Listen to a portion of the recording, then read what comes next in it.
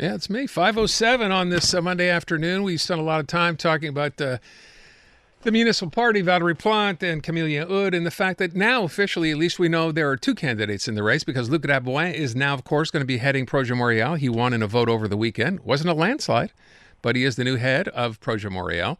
I want to talk to David Heurtel about this. Our feature is brought to you by Guaranteed Industries, reminding you, don't wait for the weather to get warmer. Check your system now. They, of course, have teamed up with Can-Air, so they'll make sure they keep you nice and cool right through the summer. 514-342-3400 or online, guaranteedindustries.com.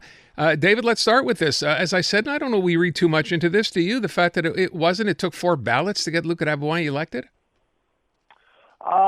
I don't think we need to read too much into this. I mean, there were 5 major candidates. I mean, you had the former president of the party and 4 elected officials, part of the executive committee, mayors. I mean, you including the executive committee chair. And this was a real race and a lot of enthusiasm. And 82% of the Projet members actually voted. And so I think it was a very competitive race, and so Luc Rabouin had the organization, and also what he did, and I thought it was a very good move politically. I mean, he brought everybody on the stage, showing a united face going into the election. But no, I would not read too much into this. I mean, let's remember when Valerie Plante announced her intention to not run again. Luc Rabouin was thought of as the front runner. I mean, he did have the organization. Let's remember, the core of this party is the Plateau, and he is the borough mayor of the Plateau. So I think he started with a lot of good organization, but at the same time, certain candidates like Laurence Lavigne-Lalonde of Parquet, Villeray, Saint-Michel, we thought maybe could mount a serious challenge. She kind of floundered a bit. And Gracia Kadawa actually stepped up. Gracia Kasoki Kadawa stepped up and ended up in the last round against Rabouin, which was a bit of a surprise, but she ran a strong campaign as well. So actually, no, not surprised at all that this was a very competitive race. So let me ask, first of all, 2 parts of this question. So Luc Rabouin, the mayor of the Plateau, and I think for a lot of people, it's like, okay, here we go again. Mayor of the Plateau, it's going to be another one of those, mayors who's basically going to talk about bike paths and public transit, and we know the issue with the road over the mountain. Is that fair to tag him that way? Well, I think yes, it will be in the sense that it's going to be more of the Valerie Plante administration. I think what you're looking at with Luc Rabouin is 4 more years of Projet Montréal, Valerie Plante version. And so, yes, and let's remember, unless something really drastic changes, and I've been listening to your callers for years now, talking about their dissatisfaction with the way Montreal is being run. But at the end of the day, in 2021, about 35% of Montrealers who had the right to vote in the municipal election actually came out and voted. And from there, Valerie Plante got her vote out. The Projet Montréal vote is a very activist, engaged vote and very well distributed across the 19 boroughs.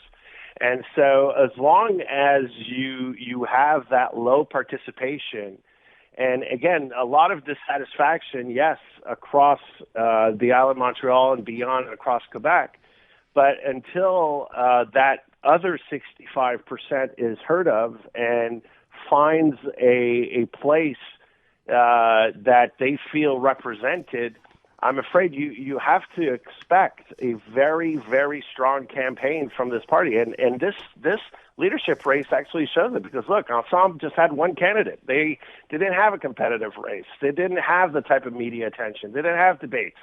They didn't have, the type of excitement that was generated within the Projet ranks around this race. Neither did they have the media coverage. So you can bet that whatever we may think about the status of the city, let's remember always, you talk regularly about Camille Hood.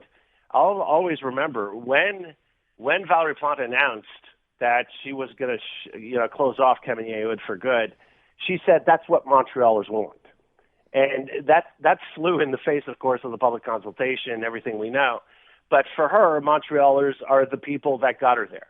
It's her base. And that base comes out and votes. And they organize, and they volunteer, and they do door-to-door. And they get their vote out. And until we see different, you have to take Luc Rabouin very seriously, but you're not going to get much in terms of a different type of platform that what we've seen over the past 8 years. It's funny. Someone had texted in when we did the question today about Camillien specifically, and I said there, I think Josh Fried used the word bulldozing, their decision by signing that first contract. Someone said, if the city could do that for Camillien, why didn't they bulldoze their way through Cavendish or the Hippodrome or any of that? And the answer to that, I guess, because that's not their base. Well, because there's no votes there. I mean, Cavendish is going to help. It's because and this is normal because, we think about politics in terms of mainly, how provincial politics works and federal politics works, but that's not how a city election works. And the fact is that there are 19 boroughs, and the West Island is, what can I say? Yeah. It was the demergers. And so most of the West Island and most of these cities and towns that would benefit from Cavendish don't vote in the Montreal election. And so there are no votes there to be won or to score. So Cavendish is not an issue because until you have either a friendly government in City Hall or you have a friendly government to Montreal in Quebec City that forces the hand of Montreal, you won't see things like Cavendish or the Hippodrome get off the ground because there are no votes there. I wish it would have been a lot easier to simply say it's not that important to us, and then we wouldn't be waiting here with bated breath to see what the next announcement is going to be. So thank you for laying it out that way. And basically, the way you're making it out, it's never going to happen, at least not with this administration. It's not. But that's a broader question, and it's a deeper one because, to be fair, there were a lot of liberal governments, including the one that I was part of, that didn't do a thing for Cavendish. And so, but it's because Montreal, for decades now, has become irrelevant politically, both in terms of Quebec City and the federal government, because it always votes the same way. It doesn't swing. Why?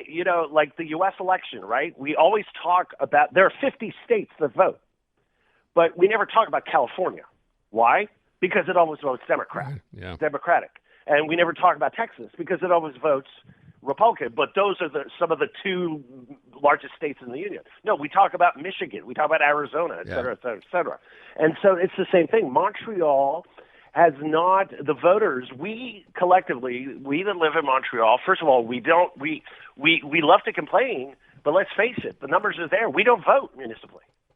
And then we complain for 4 years. And then the election comes again, and here we are stuck with Denis Coderre's party against Valerie Plante's party. And that's it. So my question then becomes, okay, we now know that Projet Montréal has a new leader. We're waiting to find out. We know Ensemble has a new leader. That does open the door to anybody else. Now, you're kind of waiting to see who else might decide to run now as an independent. Do you think we'll see more people enter the race? I know for a fact that people are looking at it. We got a hint of this actually last week. You noticed, of course, Vincent Marissal, the Quebec Solidaire MNA, who publicly said, I will not run for mayor, but he did say that if he did run, he would have ran for a third party, something called Transition Montréal, which is a group that actually, believe it or not, feels that Valerie Plante isn't going far enough to the left. So, and kind of like what Luc Ferrandez talked about when he slammed the door way back when he was part of the Plante administration, the former Plateau mayor. Yeah. And so there's actually people on the left that seem to be organizing, and also I know for a fact that some people are looking maybe at a third option more on the center.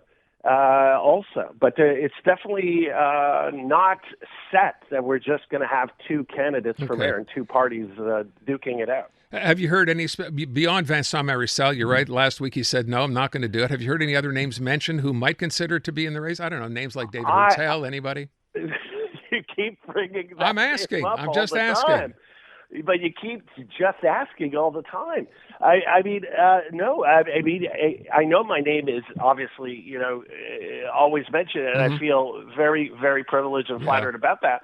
But right now, I'm definitely not a candidate. But the thing is that I know of a few other people, but I wouldn't, because they've told me this in confidence that they're looking at running. So I know for a fact, like I said, there is on the left, on the farther left, something brewing. I don't know if it will actually see the light of day. And I know for the fact also, I would say more in the center, there's also, a lot of talk, a lot of people that are saying, well, look, isn't there a better third way than, again, Denis Coderre's party against Valerie Plante's party? What about Pierre Fitzgibbon? Pierre Fitzgibbon doesn't want to touch it. I actually asked him, and he said, I'll quote Pierre Fitzgibbon. When he left politics, I actually met him a few times since he left, but he said this publicly as well, but it's a great quote. I love it. When he said, the only thing I hate about politics is politics. And no, Pierre Fitzgibbon, he would be a formidable candidate, but look, he's accepting boards left and right. He is a counsel in a major law firm. He just accepted a strategic counsel role with Ariane Phosphate, which is a major mining concern here in Quebec.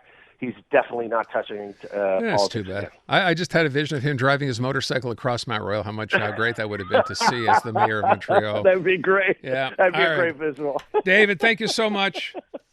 Have a great week. Talk to you soon.